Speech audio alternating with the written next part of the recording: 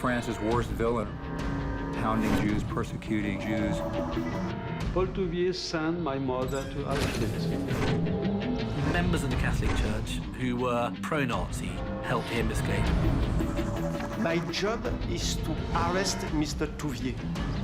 Finding the man is not going to be easy. They searched a number of monasteries. We were stepping into a sacred place. When I started, nothing could stop me.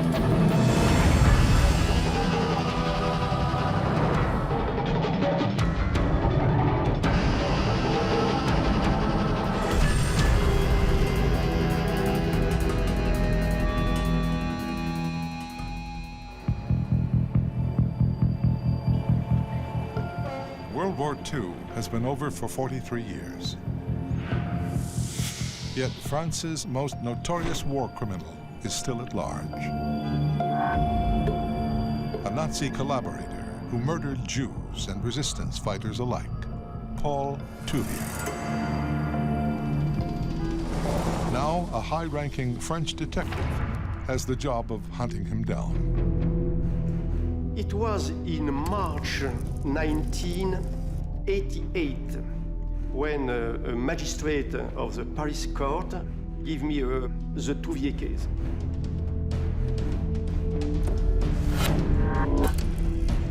Colonel Recordon is someone who's very determined. When he decides to do something, he'll do everything he can to make it happen. Il met tous les moyens pour y aboutir.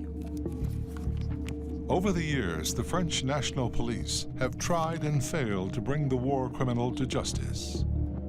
But Colonel Jean-Louis Recordon has a hard-won reputation as a tough and skilled investigator. His latest mission is top secret. For roughly 40 years, Tuvier was hidden somewhere and nobody was able to arrest him. Combing through the Tuvier case files, Recordon is transported back to one of the darkest periods in French history. When the Nazis invaded France, some Frenchmen heroically resisted. Others, like Paul Touvier, wholeheartedly collaborated. He worked with the Germans during the war. In fact, they joined with German units to actually fight against the resistance. As one of the leaders of a pro-Nazi paramilitary force, Tuvier's job was hunting down enemies of the state.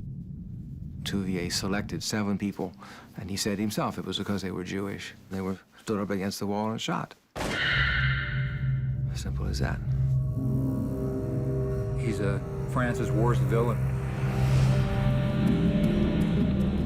Even in the 1980s, there are people in high places who collaborated with the Nazis. People who are sympathetic to Paul Touvier. I was concerned about potential leaks because I was fully aware about the fact that in the French administration, but not only in the French administration, in the French society, Tuvier had supporters.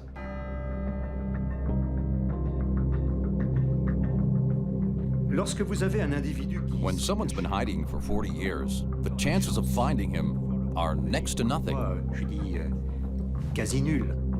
I mentioned to the magistrate the fact that this case should be an impossible mission. But when I started, nothing could stop me. For this mission impossible, Colonel Recordon teams up with seasoned investigator Dominique Bélanger. When I received the Paul Touvier file, I knew it was very sensitive. Our division only dealt with very sensitive cases. It was a secret investigation. I was fully blind, I would say. I have no information about his current physical appearance, of course.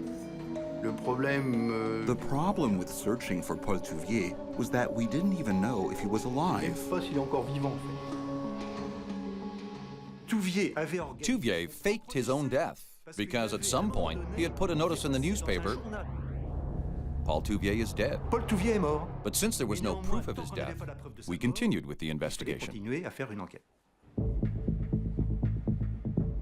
I started to define the Tuvier networks, his relatives, his supporters, and all people mentioning in the dossier.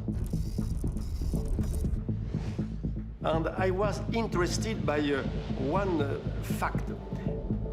I noticed several times the influence of the Catholic Church.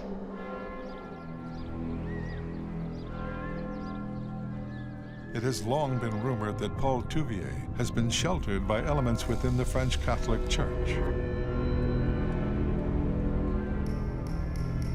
C'est qu'il He a clearly had received some important support. manifestement important. If it's true, it wouldn't be the first time that sympathetic clergy have aided and abetted Nazi fugitives. I think members of the Catholic Church who were pro-Nazi helped people escape after the war. The church had this tradition of standing outside the secular authority and assisting those people in trouble without asking any questions. This part of the French story is always very controversial. It does seem very fishy that everybody who helped the Nazis happened to be connected to the Catholic Church. The hunt for war criminal Paul Touvier has exposed deep religious and political divisions in France that date back decades. When the Germans defeated France in 1940, they carved the nation in half. The Nazis occupied the north. In the south, they set up a puppet government based in the town of Vichy. The Vichy government created their own version of the Gestapo, the fearsome Milice. The Milice was created essentially as a paramilitary police force to fight the resistance. It's an expression in its ideology of the most extreme elements in Vichy. It's overtly anti-Semitic. And Tuvier made a career in the Milice, and he really took to it. And he did so well that he was promoted. He became the person in charge of intelligence gathering for the Milice office. He was an absolute ideological fanatic. The Jews and the resistance, these were enemies of France, and they were to be eliminated. Well, after the war, there was a serious effort in France to purge French society of people who had collaborated with the Germans. Collaborators like Paul Touvier, who was desperate to avoid the hangman's noose. Tuvier came from a devout Catholic family. He was a devout Catholic himself. And when he looked around for help, he thought perhaps the church could help him. I assumed the Catholic Church could be an important element to be investigated. Recordon discovers that Tuvier's last known mailing address is the Lyon Archdiocese. We wanted to obtain the authorization to examine the archives of the Archbishop. It was quite a delicate inquiry. Très sensible. The magistrate and the detective drive 300 miles south to Lyon.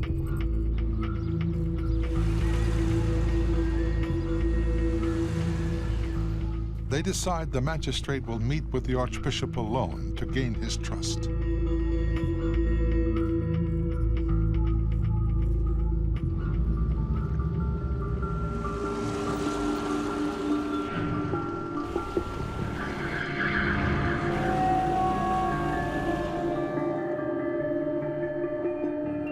We obtained a meeting with the Archbishop, but I stay outside the Archbishop office.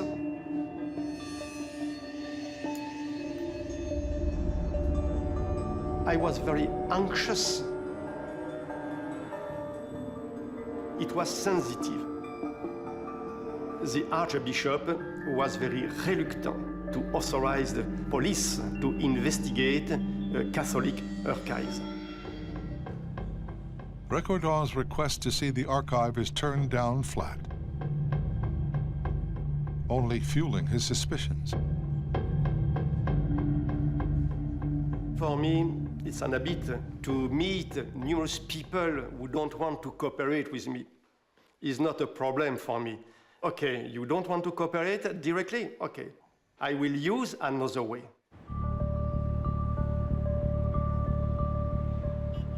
Nine months into the investigation, Recordon is convinced that Tuvier is being hidden by elements within the Catholic Church. To remain impossible to find, to stay hidden while in France, the perfect place for this was a religious setting, whether in monasteries or abbeys that could shelter entire families or individuals. Police concentrate on the right-wing fundamentalist movement within the church. We were focused mainly on one in the monastery. Due to the fact that Tuvier worked for a certain time in the 70s around this monastery. It is the Notre-Dame-des-Doms Monastery in central France. I decided to send Bélanger inside the monastery in order to find some clues of the presence of Tuvier or his family. Officer Bélanger goes undercover, posing as an ex-convict seeking charity.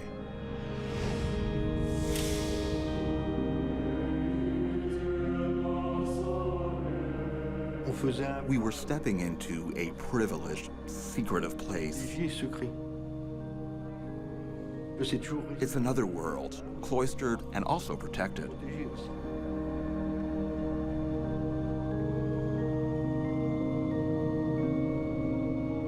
It was a very impenetrable system and very effective. It's very difficult to infiltrate these religious communities. There's an element of mistrust. Very few lay people gain access.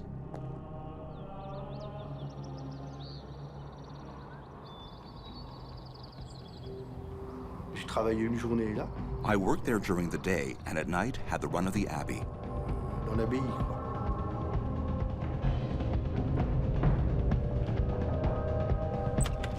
Bélanger searches for clues.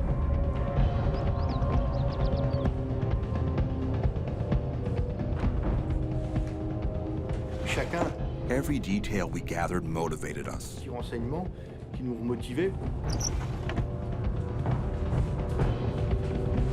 But the undercover operation yields little. There were several people staying at the monastery, but none of them resembled Tuvier. It was demoralizing. We had to come up with another strategy. So the team tries another tack.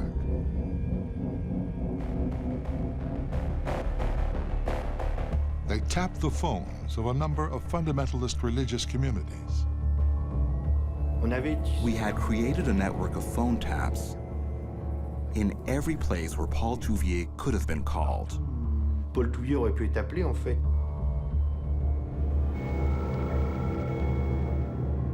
All wiretapping devices were remotely connected to the basement of my offices. When you do phone taps, you hear many different voices. But when you listen to the same people constantly, you start to recognize voices. You know how they speak, what they're talking about, and who's there.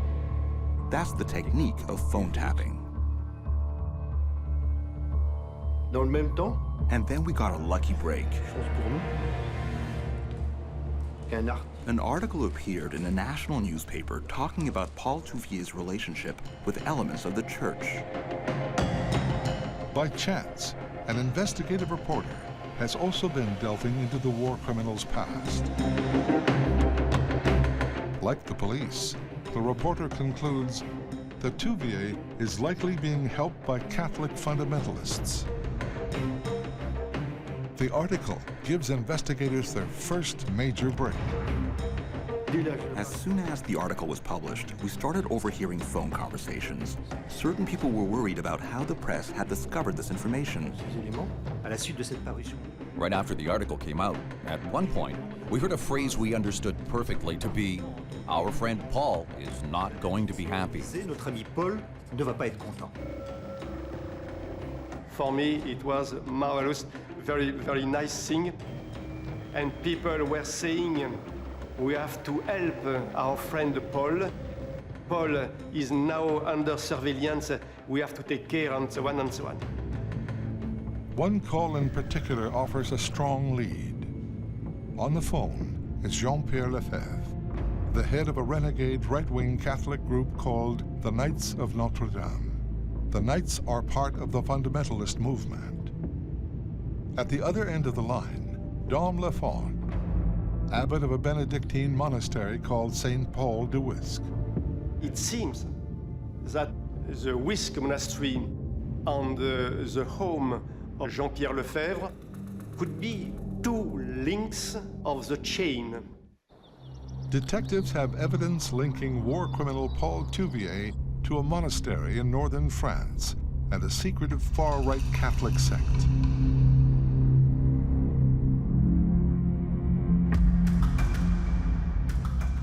I decided, with the agreement of the magistrate, to launch the operation.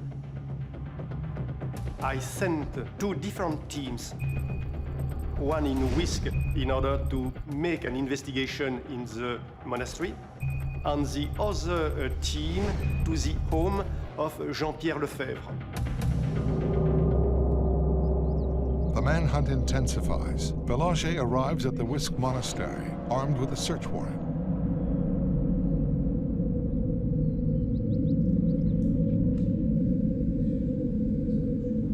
It wasn't normal practice to enter religious institutions. We questioned Dom Lafont. He wanted to phone his superiors and tell them what was happening. He thought that would scare us. Il pensait que ça allait nous effrayer. Lafont was smiling, thinking we had no chance to find Tuvier. We conducted a search. Dom Lafont didn't believe it. Police just didn't search a convent.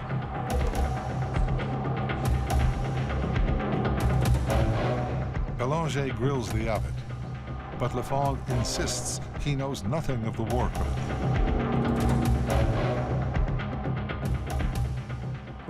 We said we would stay with him. We detained him for 48 hours. Donc là, il a vu qu'il He realized we weren't going anywhere. nous faire partir. Eventually, the abbot cracks.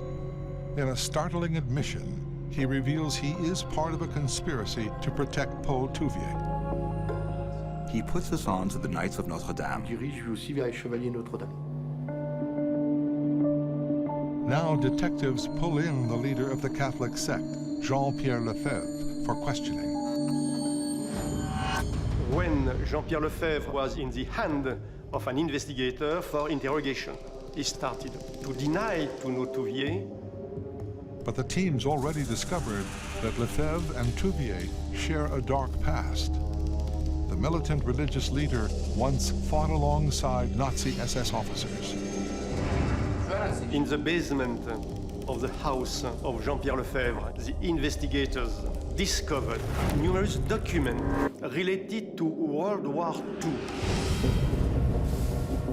Like Paul Touvier, Lefebvre was one of thousands of French who betrayed his country. Tuvier worked closely with the notorious Klaus Barbie. Barbie was known as the Butcher of Lyon, Tuvier, the Hangman of Lyon. Klaus Barbie was the head of the intelligence branch of the Gestapo office in Lyon, and Tuvier was the head of the intelligence branch of the Milice office in Lyon, and they were certainly in the same line of work. But Barbie was German. Tuvier had no such excuse. He was a traitor who terrorized his own countrymen. 80,000 Jews died in France during the occupation. About 76,000 of them were deported. His activities as a member of the Milice combine hounding Jews, persecuting, chasing down Jews, fighting the resistance, but also he becomes very much of a mafia-like figure. Vladimir Zad's mother was at a Lyon synagogue when Tuvier and his henchmen showed up. Paul Touvier come with his truck and stop in front of the synagogue tilsit, and some men enter the synagogue. He took all Jewish people, among them my mother, and was directed to a prison in Lyon, then deported to Auschwitz.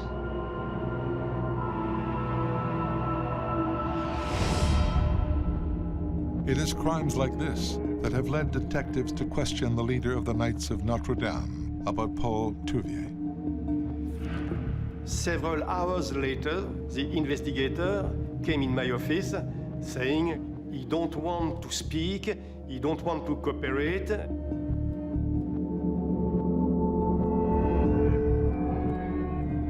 It's why I decided to join the interrogation.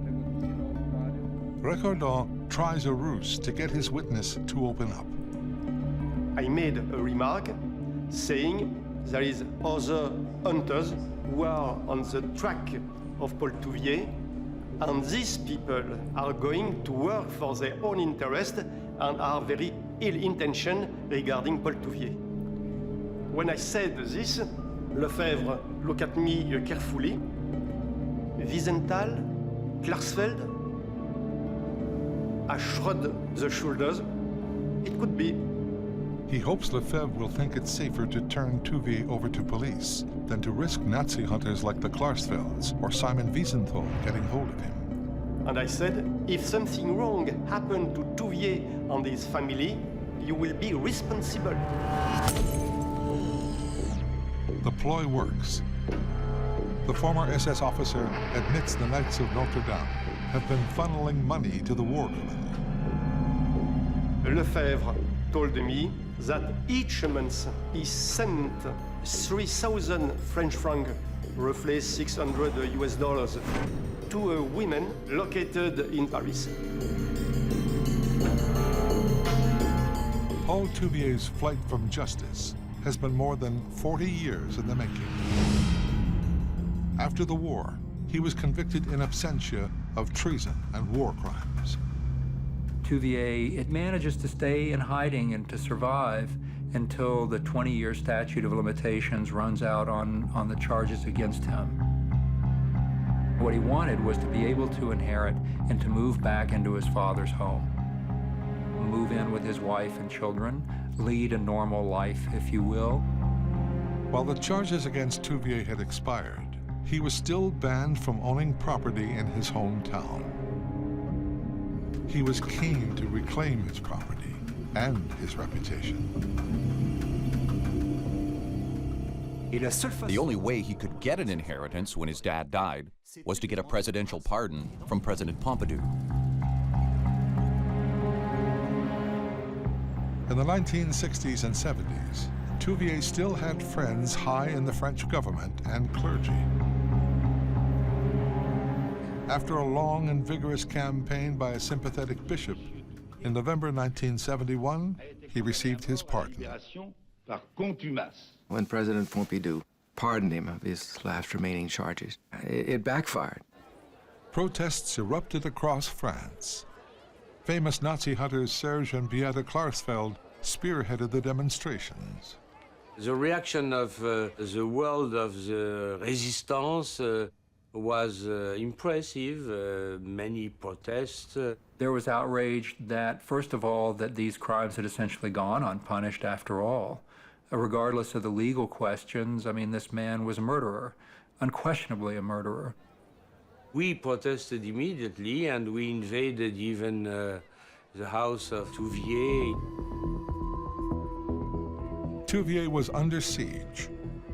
Desperate, he agreed to do a television interview in disguise to defend his war record. But what could I have done? What? Faced with the Germans, who were the masters of the country. But his victims weren't fooled. They filed lawsuits against Tuvier. As a result, he was now charged with crimes against humanity, charges which hold no statute of limitation. Tuvier goes from being a man who looks like he's going to slide back into kind of a comfortable anonymity and live in his family home to a celebrity of the worst kind. And then he's forced to go into hiding again. It's these charges of crimes against humanity that have led Recordon and his men to pursue Paul Touvier. Now, the detectives follow the money trail to Paris and the elderly secretary of a Catholic charity. Nous avons pu comprendre que We confirmed that there was a network set up to collect money. pour une collecte d'argent. The money was passed on to Tuvier through a woman named Geneviève Penou. Recordon pays a visit to Penou to question her about the money. I explained to this woman the purpose of my investigation, but she answered she don't want to help. I was amazed by this kind of answer.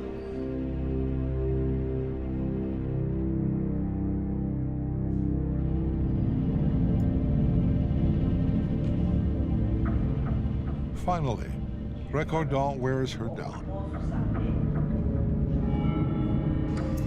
She requested to phone her priest in order to obtain his agreement, because she don't want to be in infringement with divine justice.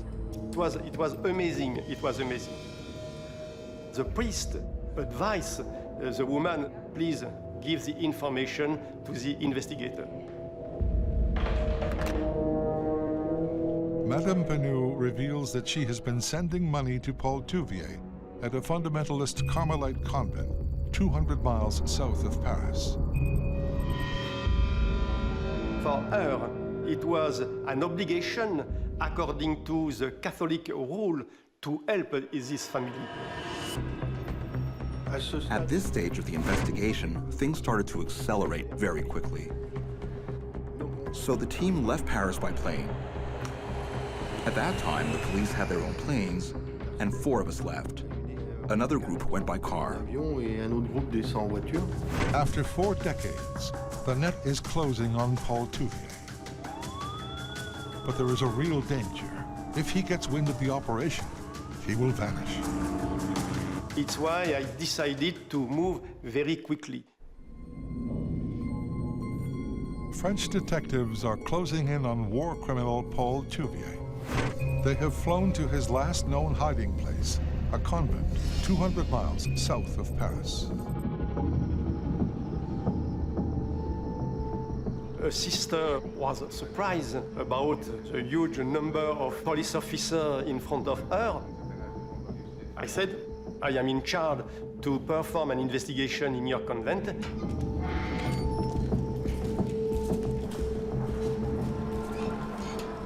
Donc on rencontre la mère supérieure.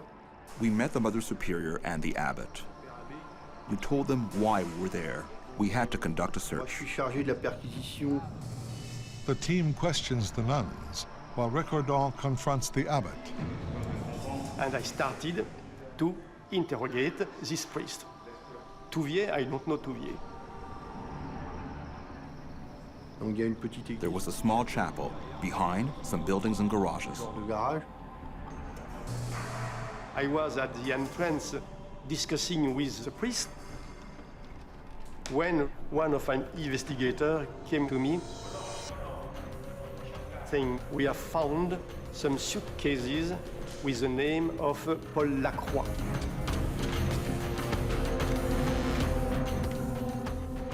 Dans le bâtiment. In one building, we found some cases labeled with a name that we recognized as one of Paul Touvier's aliases. Qu'on reconnaît comme un des pseudonymes utilisés par Paul Touvier.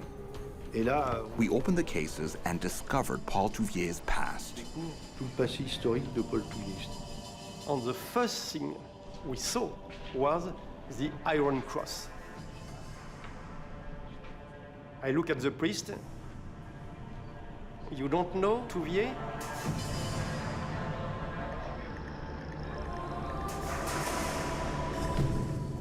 My investigator look at the document, Paul Touvier, and so on. You don't know this guy?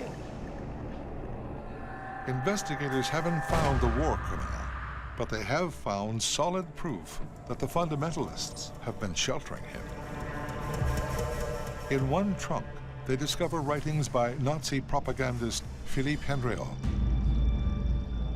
It is a direct link to one of the worst wartime atrocities committed by Tuvier.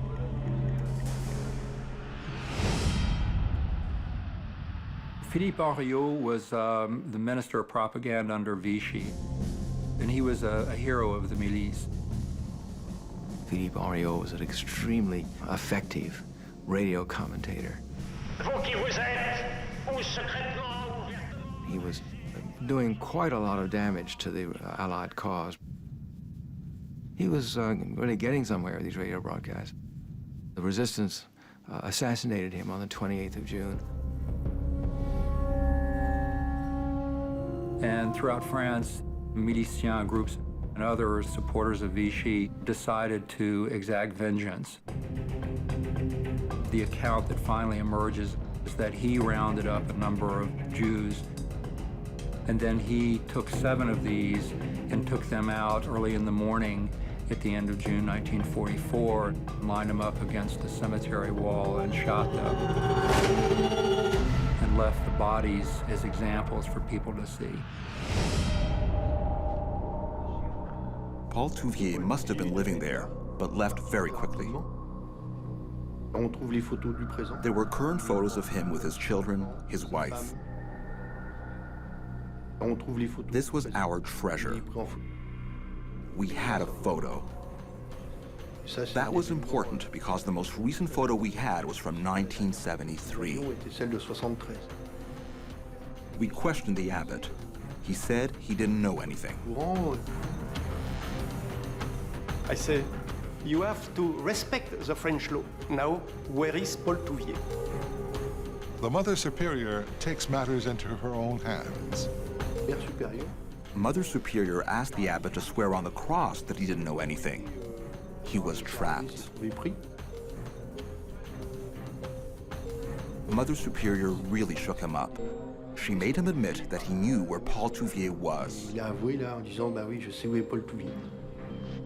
He said to me, Tuvier, for 2 weeks, is at the Saint-Joseph Monastery in Nice.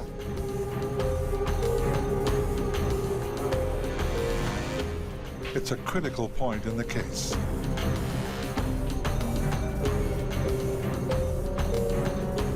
But Nice is 500 miles south on the Mediterranean coast.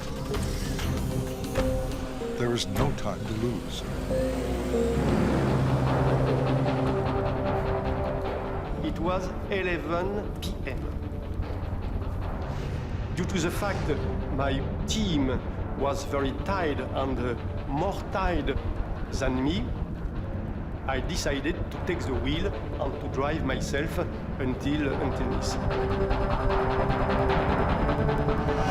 Nothing could stop my investigation. French detectives drive through the night. They're heading for a monastery in Nice. After more than a year, the hunt for war criminal Paul Touvier is entering the end game. We had to move fast. We hadn't slept since Monday. We've been on the go with no rest. We drove at 150, 160. I took one photograph with me, and with this photograph, now I can put an image on a guy. Now Tuvier, for me, was very well identified. Colonel Recordon calls ahead to authorities in Nice. He asks them to surround the monastery so that no one can arrive or leave. And I said it was a very important case. I cannot speak about it by phone, but I have in my pocket an arrest warrant.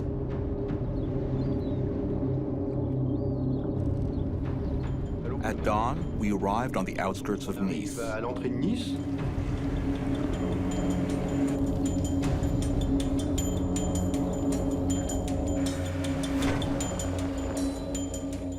There were already 6 or 7 undercover police officers surrounding the monastery. Le monastère. Donc moi et Recordon told my colleague and I to go around back so we could enter from the rear and the front at the same time. devant et derrière en même temps. But we weren't sure if he was inside. We had our doubts. We just didn't know. Est-ce qu'il est là, pas là, on savait pas. I knocked at the door, and a priest opened the door. He was surprised, and I suppose a little bit terrified. The panicked priest tries to keep the investigators out. I had placed my foot in the door, and violently I opened the door. In the meantime, we were in the courtyard, broke down a door, and met up with Recordon. En fait, on rejoint Recordon. 4 of us were inside, but there was only one central staircase. L'escalier central. And my investigators rushed in the staircase. I grasped the sleeve of the priest, and together we climbed the staircase. At the top of the stairs, there were 2 corridors. Recordon went left with one colleague, and I went right with another. Un autre collègue.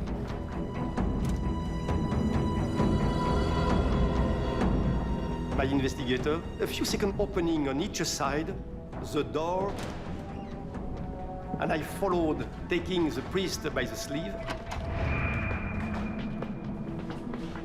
And at this stage, my heart was bumping quickly.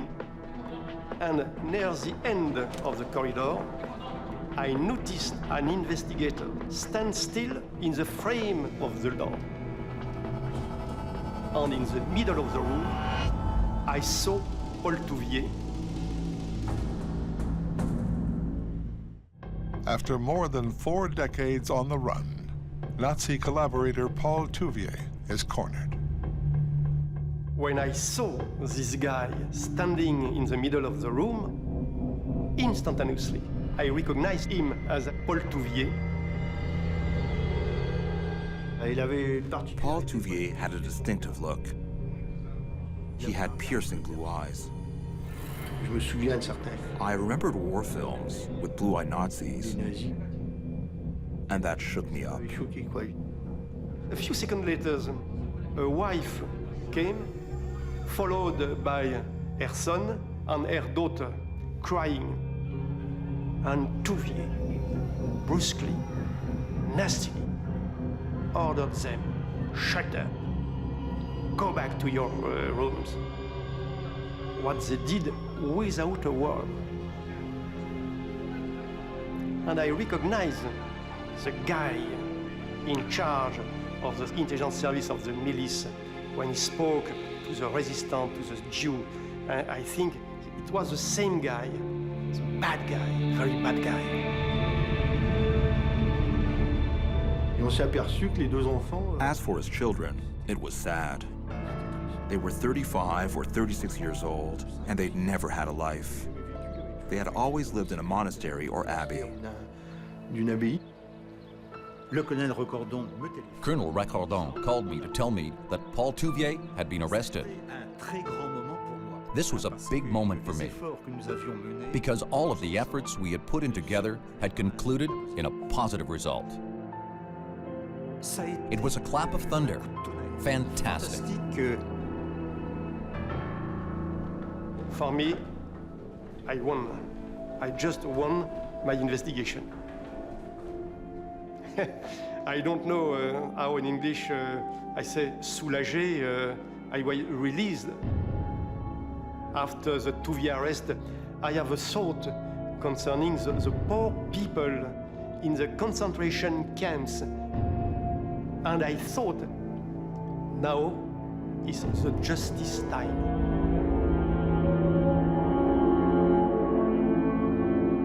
We had, after 40 years, finally arrested Paul Touvier. There was a flood of journalists. Tuvier faces 6 counts of crimes against humanity. He read a statement to me. I dispute having committed crimes against humanity. I was only doing my job. He had no regrets. The investigation has shone a revealing light on a dark and secretive corner of the French Catholic Church. Paul Touvier's arrest also shows that anti-Semitism is alive and kicking in modern France. Within days, "Death to Jews" is scrawled on a synagogue in Rouen. 5 years after Tuvier's capture, his trial opens in Versailles, once home to France's kings and queens. Tensions run high in a nation still scarred by the war. One of the big moments in the trial is that during the 80s, he kept these notebooks called the Green Notebooks. And while he, at his trial, denied that he had maintained the same animosities he'd had before the war, when the Green Notebooks are read at his trial, it's clear that ideologically, this is a man absolutely frozen in the past. It became clear that he was very much the same man who had joined the milice and was willing to carry out crimes. Tuvier was a very hateful man. These secret notebooks help seal Tuvier's fate. He is found guilty of crimes against humanity and sentenced to life in prison. It's an historic verdict. Tuvier was the first French citizen to be tried for and found guilty of crimes against humanity in a French court. And that's really quite extraordinary. There are not many countries that have prosecuted their own citizens for crimes against humanity. I was looking for my mother all my life. Paul Touvier was the man who arrested my mother and sent my mother to Auschwitz. Paul Touvier has to assume the responsibility of my life, of my hell. The Hunt of Tuvier, for me, was a classical inquiry. Challenging, demanding, and also the right will, the determination. It was possible to succeed.